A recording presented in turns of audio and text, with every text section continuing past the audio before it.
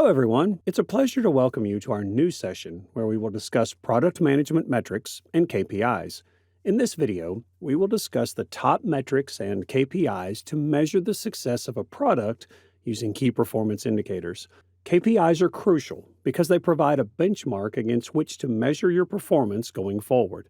KPIs make it obvious whether or not you are succeeding in your objectives. And by using KPIs, you may define objectives, plan a course of action to achieve them, and assess your progress as you go. But before moving ahead in our session, don't forget to subscribe to our channel and hit the bell icon to never miss any updates from Simplilearn. Now, before we start our session, here's a question for you all. What, according to you, is the most important metric that defines the success of a product?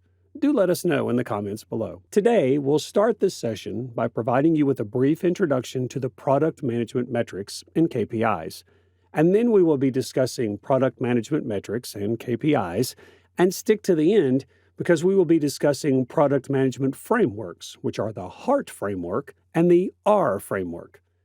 Let's start with the session and know about product management metrics and KPIs. Like other company teams, product management teams utilize key performance indicators, or KPIs, to set clear goals and natural choices, recognize success, and spot risks and problems. A lack of KPIs can cause a product management team to have a poor sense of progress, making it challenging to evaluate and learn from past work and make it difficult to prioritize amongst different activity streams when progress veers off course. The product manager often defines these KPIs, depending on what they think are the most crucial indicators to measure and report on. The product's success and the product management process are ultimately measured and improved using product KPIs. The breadth of the product manager's KPIs might vary depending on the organization's procedures and product type. The KPIs could significantly favor the design and manufacturing of the product, for instance, if the team's primary goal is product development. However, if they want to recognize the influence on the customer, the KPIs might be more broad to include use and consumer behaviors. The decision-making process about the KPIs that matter must ultimately be left to the product team leader, although it should be highly influenced by the organization's top-level goals. Let's now understand what are product management metrics. Metrics for product management give product managers the crucial information they require to monitor the performance and health of their products. Your product is more likely to offer accurate insights on what adds value to your current users and help convert potential users by setting and tracking the proper metrics. Product metrics are used by product managers to recognize which features are most used, underused, or completely ineffective, finding out how customers interact with a product, find out how frequently people return after registering, test how well your product is received by customers, identify the user cohorts that are power users, and others. There are 5 basic metrics that are used to measure the success of a product. The very first metrics of product management are growth and activation. In product management, growth refers to boosting the utility and user base of an already existing product. Product management seeks to make an existing product more successful as opposed to conventional product management, which focuses on managing all operations necessary to bring a lucrative product to the market. To maximize user retention during onboarding and the initial hours or days, the term activation is used. Onboarding customers with less friction, educating them about the benefits of your product, and gaining their early commitment are all examples of activation goals. This holds several KPIs: number of users per session, traffic, churn rate. The next metric used for product management is retention. The capacity of a business or product to keep customers over time is referred to as customer retention. If a business or product has a high customer retention rate, it implies that consumers keep utilizing or repurchasing that good or service. Low customer retention refers to the rate at which consumers discontinue utilizing or purchasing a company's goods or service. Effects of retention, total company growth, and client loyalty. When considering extra products or services, loyal clients are more inclined to stay with a reputable business. Retention as a metric holds CRR, CLTV. The next metrics we are going to discuss is engagement. Measuring user involvement enables you to determine whether customers value your offering. Logins, downloads, and the amount of time people spend on your website are all indicators of engagement. Engagement holds daily and monthly active users, session duration. Moving on, we have user happiness as the next metric used in product management. Since user happiness is a self-reported statistic, asking users to estimate their happiness rather than observing their behavior is necessary. Happiness in the context of products and services refers to a gratifying or enjoyable user experience. Contentment, joy, and delight are additional nouns that can be used to denote happiness. User happiness is a self-reported assessment. Thus, rather than observing people's actions, you need to ask them how happy they are. That also implies that prejudice and feelings are present in this situation. User happiness holds, NPS, rating on the App Store. And the last metric used for product management is revenue. Revenue is the cash that a firm generates via its operations. Depending on the accounting technique used, there are several ways to compute revenue. Sales made on credit will be included as revenue for products or services provided to the client under accrual accounting. Revenue may be recognized following certain standards, even though payment has not yet been made. The cash flow statement must be examined to determine how well a business collects debts. Cash accounting, on the other hand, only counts sales as revenue when payment is made. Revenue holds, CAC, MRR, ARPU. Now, let's move ahead in our session and understand what are product management KPIs. The success of a team may be measured using KPIs for product management. Product management, sales, and marketing teams, as well as other business experts, use these KPIs to set objectives, track development, and address problems. Because they offer advice on setting priorities and assigning tasks, KPIs are beneficial for product managers and other team leaders. The creation and management of high-quality products for a corporation depend on these metrics. Product managers can carry out the following tasks thanks to KPIs: establish goals, track development, take notes on prior work, make sensible choices, manage competitors, resolve issues, deliver high-quality products. The very first product management KPI is monthly recurring revenue, or MRR. A company's predictable income stream from month to month is measured by its monthly recurring revenue. This metric's main objective is to compare performance between different subscription terms or packages, each with unique features and costs. For companies that provide software as a service, or SaaS, or make money by selling subscription services, this type of technology is ideal. These sales activities are recurring and simpler to predict than one-time purchases. Product managers may monitor the business's financial health and track the rise or drop of monthly revenue using MRR. This gauges a product's monthly gross sales. If you wish to compute this, you must take into account the MRR at the beginning of the month, add the income from new customers, and subtract the number of customers you lost. For subscription-based businesses like SaaS, where no further sales are made after a client becomes recurring, MRR is simple to evaluate.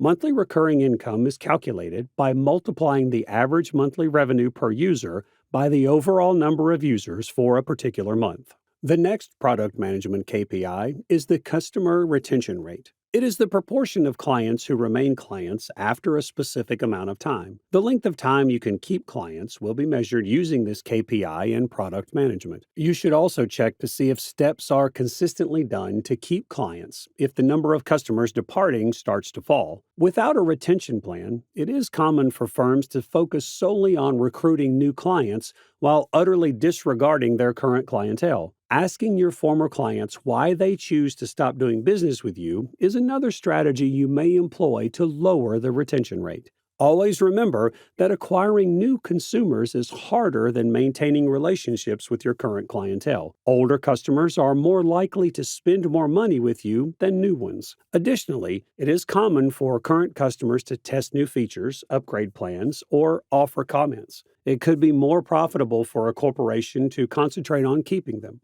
The retention rate is equal to customers at the end of a period minus new customers divided by customers at the beginning of the period times 100. Moving on, The next product management KPI is the Net Promoter Score. The number of current customers who are likely to recommend your product to a friend or colleague is measured by a KPI called Net Promoter Score. It keeps track of the number of consumers that aren't interested in your goods, or detractors. Customers who give you a rating of 9 or 10 are the ones who will remain loyal to you. They sing psalms about your brand and are referred to be promoters or advocates. NPS equals the ratio of promoters to detractors. The specific definition of a good NPS score is ill-defined. The ideal NPS score does not exist. Depending on the industry, it varies. A firm in the electronics sector can have a higher NPS score than one in the telecom sector. The percentage of patrons who are inclined to suggest a product or promoters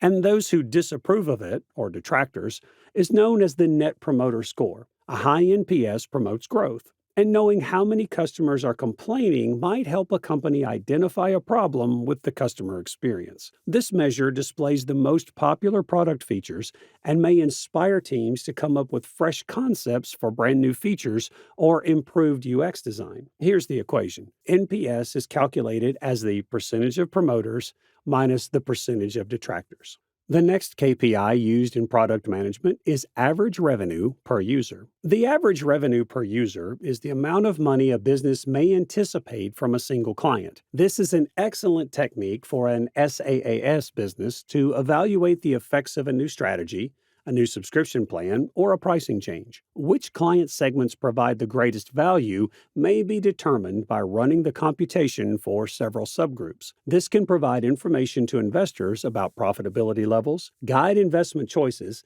and guarantee the business's financial stability. You may calculate the amount of money each user generates each month or year using ARPU. Knowing your ARPU may help you make decisions more easily when you are unsure of how to price a new product or when you want to raise the price of an already existing product. Both new users and current users can have their ARPU calculated. For a new user, ARPU refers to metrics that are based on accounts after the price of the product or subscription plan changed. But for an existing user, it relates to figures from before the price change. ARPU is calculated as monthly recurring revenue divided by total accounts. The next product management KPI is customer acquisition cost. The anticipated cost of acquiring one customer for your firm is known as the customer acquisition cost. Understanding the necessity of measuring CAC is essential if you plan to operate a firm for the long term. CAC covers the money you spend on advertising, overhead, the effort of the sales staff, software used, and other expenses. Only after you can figure out the entire amount spent on each client will you be able to estimate how much you will need to spend moving forward on bringing in new business. The cost of luring and acquiring a new talent is known as the customer acquisition cost. This includes the time, materials, cash, and effort needed to create leads and turn prospects into paying customers. The customer acquisition expenses might include the price of marketing supplies, sponsoring costs, cost of software marketing, salary levels for sales and marketing staff. CAC is the sum of all past and present cash outlays divided by the total past and present customers. The next product management KPI is customer lifetime value. You may estimate a customer's lifetime value to determine how much revenue they will provide overall. In essence, it provides you with a general sense of how much income you may expect from a client before they quit doing business with you. Customer lifetime value is a common metric for determining the potential revenue a business might derive from a client over time. The term customer lifetime refers to the typical length of time a customer supports a business. Value is the amount of money or profit that a client is worth. A firm may plan its economic stability and do financial forecasting using CLTV. Obtaining cash from investors might also be aided by it. Product managers may learn from CLTV how much money they can spend on acquiring and retaining customers. These expenses include those for lead creation, marketing, and retention tactics. They want to ensure that their expenditures are reasonable given the return on their investment. Establish the average customer lifetime and average revenue per user for your company to compute CLTV. CLTV equals average revenue per user times average customer lifetime. The next product management KPI is the number of customers acquired. The number is not reserved only for your sales and marketing staff. The quantity of customers you have obtained is a good sign that your product is successful. If the discrepancy between the amount you anticipate and the actual acquisition is significant, either your skills have been overestimated or the product hasn't yet gained much traction. You may use this to identify areas where the product may be improved. Learn more about the reasons why your product failed and then act right away to redesign it to get a broader appeal. The number of new users, new user percentage, and percentage rise in user base are a few of the product management KPIs to monitor that are connected to the acquisition. The next KPI used in product management is bounce rate. The percentage of people that visit one page on a website or app before leaving quickly is known as the bounce rate. This measure gives essential information about how users behave while interacting with a company's digital content. If a business has a high bounce rate, it should look for strategies to hold users' interest for longer. It is a statistic that assesses the proportion of people that access just one page before leaving the website or simply staying for a brief period. The bounce rate provides you a chance to improve the offering so that the visitor explores more pages and progresses farther down the sales funnel. You may boost the average user's focus on the website by using this statistic. The bounce rate should be decreased according to the product manager. The next KPI for product management is churn rate. The pace at which customers depart a business, or the churn rate, is the reverse of the retention rate. Particularly following a product modification, it provides information on client satisfaction. Two different turnover rates exist: client churn and churn in revenue. Customer churn refers to the number of users who have ceased using your services or canceling their subscriptions. The business's revenue lost as a result of client churn is measured by revenue churn. While we would suggest focusing more on customer turnover than revenue churn, the latter is still crucial because it may reveal a lot about customer happiness. Customer churn rate equals customers lost divided by total customers. Moving on, the next product management KPI is the customer satisfaction score. The level of a client's happiness with a product or service feature is known as the customer satisfaction score. Companies can identify it by conducting customer satisfaction surveys, which are typically rated on a scale of 1 to 10. This can assist managers and staff in determining how they might enhance their efforts to provide a better client experience. A leader can use it to decide whether they want to do a more in-depth qualitative examination of client happiness. CSC is a metric that assesses consumer satisfaction with a given commodity or service. Customers are asked to rate their satisfaction with a particular item or service using a rating scale in this kind of survey. This metric is calculated by adding the scores and dividing them by the total number of respondents. CSC gauges how satisfied a single feature or service is, whereas NPS gauges total satisfaction. To continually learn from the customer how they like utilizing a certain feature, use CSC frequently. Make sure you address their problems based on the feedback to provide them with compelling reasons to renew the product. The next KPI we have for product management is the number of users per session.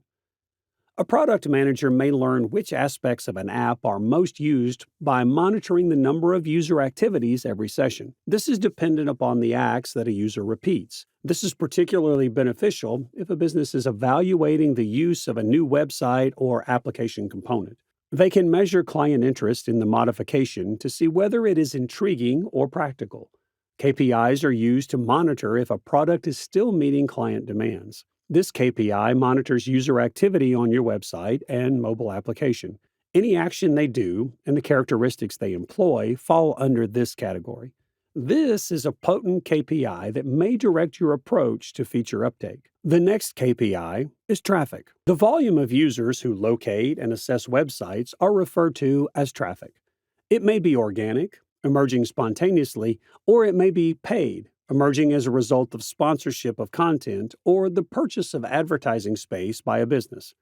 People that are in traffic are typically curious about a company and may eventually make a purchase.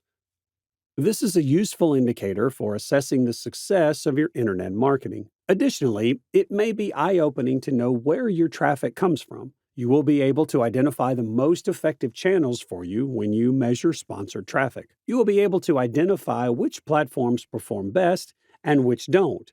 if you have a variety of channels where you post content to generate organic traffic. Analyzing this measure will be fun for your marketing team. You should ask the user why there isn't more active participation if you see that the engagement rate is low. Send your clients questionnaires to learn where you are falling short and how you can enhance their experience to encourage them to utilize more of your product. Moving ahead, the next KPI used for product management is session duration. The amount of time a person spends interacting with a website during a session. Strategies to monitor the use of digital products include this kind of measure. Although revenue is not measured, customer involvement is, and this has a big influence on sales. The more a customer engages with a business's website and digital content, the more probable it is that they will purchase anything from that business. Online resources may offer vital information to prospective customers about the goods, goals, and values of a business. Longer session times demonstrate user interest in a website, which is beneficial. The success of a marketing campaign may be measured by user interactions, which can also foster brand loyalty. These kinds of measures that are centered on the customer are great strategies to increase financial performance. The number is crucial because it lets you know how valuable the information in your offering is. In the end, it will have an impact on client loyalty and retention rate. Adding new videos and links and enhancing your website's general design are the only ways to improve it. Session duration equals the total time users spend on your product divided by the number of users. The other KPI is daily and monthly active users. How many active daily and monthly users you have is an important product consumption measure. It demonstrates whether your product is compelling enough. You must select a time frame and kind of interaction when defining active users. Users are active if they complete the interaction within the specified time frame.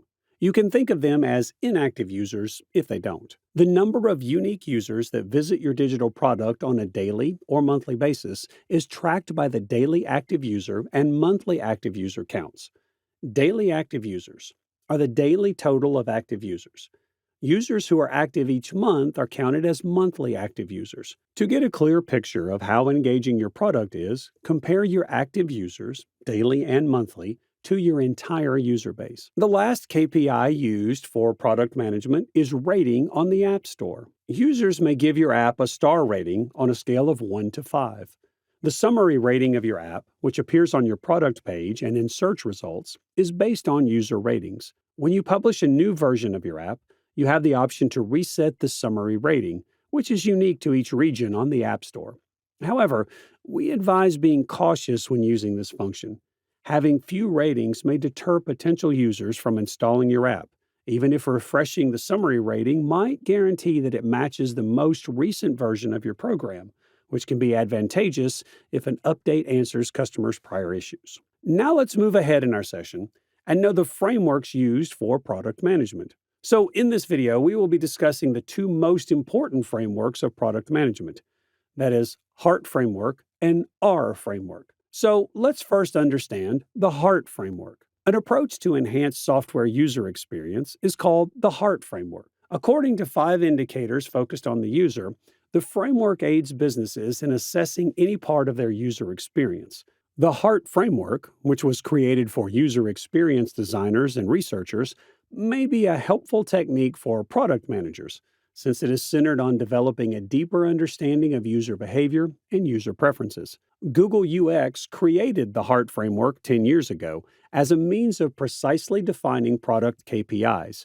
To enable data-driven decision-making, it aids in defining and delivering user-centered product metrics. The AARRR Framework may be used by product managers to prioritize features, assess the performance of a product, and make more data-driven product choices. The user's experience is measured by heart. Instead of focusing on system or technology metrics like failures, we wish to pay more attention to user data like usage frequency. These categories include happiness, engagement, adoption, retention, task success.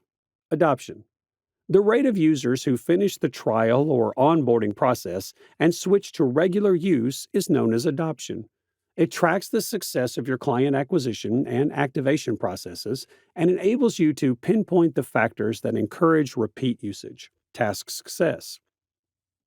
To determine whether users can successfully execute their tasks using your solution, look at task success. Based on the findings of these tests, you may modify your app's functionality, such as the back end, to make sure information flows through it smoothly and delivers the outcomes users are looking for. Engagement. User activity is gauged via engagement. Depending on your product, this may include the number of sessions each week, the number of likes or downloads, the length of sessions, the number of transactions, as well as other metrics. It is vital to define, track, and monitor suitable user behaviors in your app. The findings will provide you invaluable insights into how people use your app, and you will be able to observe the effects of any changes you make. Retention. The percentage of people that often utilize your product is measured by retention. It's important to keep track of who is and isn't returning to your product and why, as negative retention, also known as churn, will affect how your product performs in the market. Happiness. Users' levels of happiness reflect their opinions of your product. It is a way to gauge how satisfied users are, and methods include surveys, in-app reviews, and Net Promoter Score, or NPS. This is quite helpful when determining how customers feel about the most recent version of your product or the addition of a new feature. This may then affect the features you decide to preserve and the ones you decide to create. Now, coming toward the end of our session, let's learn about the AARRR Framework. One of the most often used frameworks for measuring growth and success in SaaS and startup businesses is the AARRR model. The Pirate Metrics, or Pirate Framework, are other names for it. It was first proposed by David McClure, the founder of Practical Venture Capital. It divides your client lifecycle into 5 phases and correlates each with relevant KPIs, starting with the initial point of contact and continuing until a potential customer converts to a paying one. This will offer you a clear understanding of which stages of the client lifecycle are succeeding and where there is room for improvement in your conversion funnel.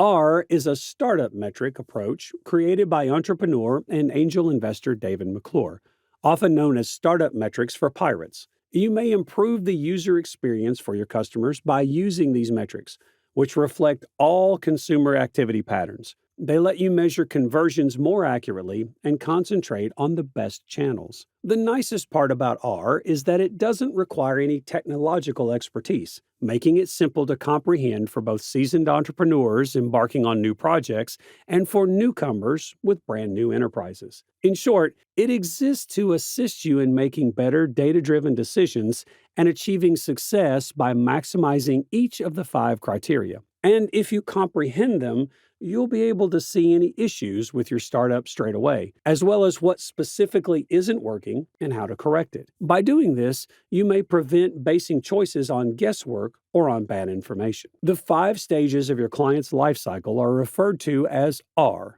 which are acquisition, where do customers come from; activation, the process of converting acquired clients into engaged ones; retention, how to entice potential clients to return; referral, techniques for encouraging clients to endorse your offerings; revenue, how to convert prospective clients into paying clients; acquisition. In essence, you want individuals to register for something. For instance, you could want someone to register for a free trial.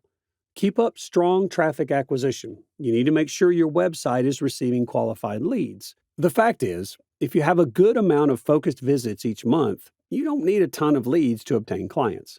Save your time. Establish your target demographic and conduct a campaign to build anticipation for the launch. When customers are waiting for your product to launch, gaining new customers will be simpler. You must provide your audience with value if you want your advertising to be effective.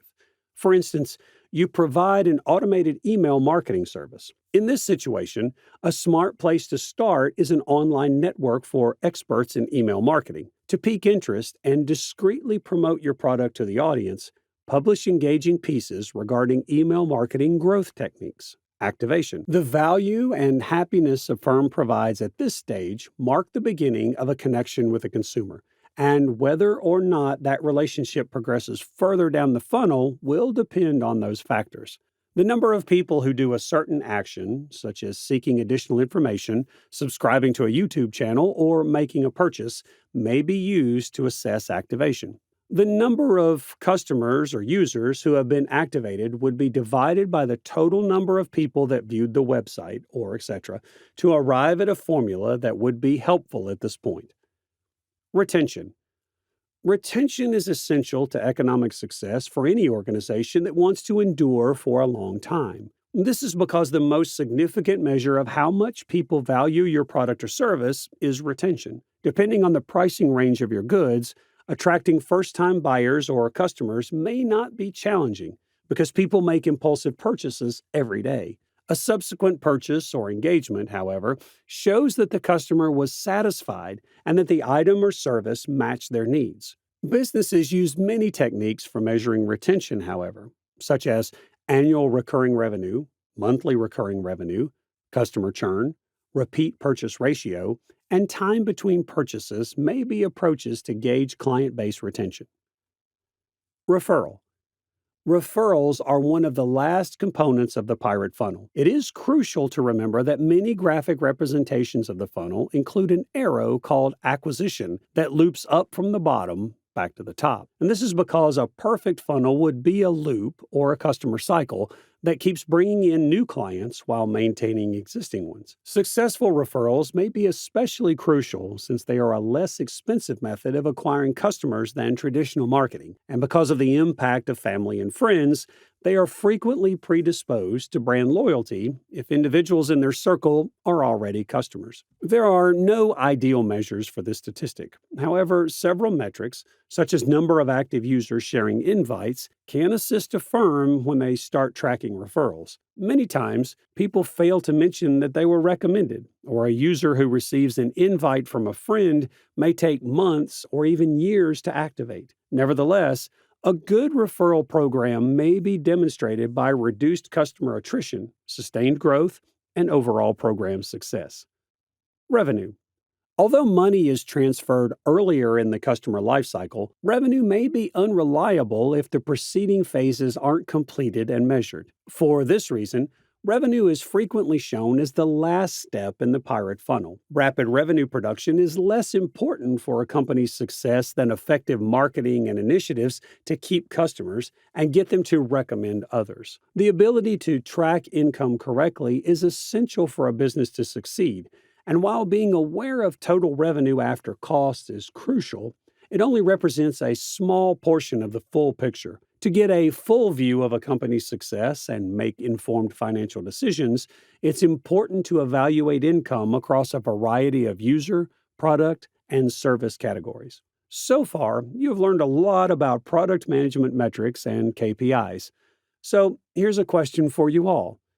Which metrics would you prefer to measure a product if it's good to go or not? Do let us know in the comments below. And if you have any questions regarding product management metrics or KPI, then do let us know in the comments below. Thank you for being here, and stay tuned to Simplilearn. Hi there, if you like this video, subscribe to the Simplilearn YouTube channel and click here to watch similar videos. To nerd up and get certified, click here.